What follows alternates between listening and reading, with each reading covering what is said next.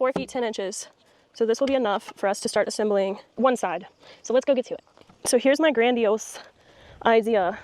Screw these together, and then the 2x4s will be on the top and the bottom going across the width. These are 8 feet, and these are a little bit bowed, but nothing some screws can't fix. Kind of go like that. We're just gonna screw them straight on.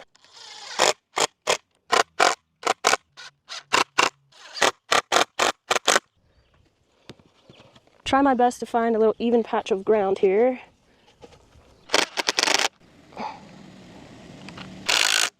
Nice.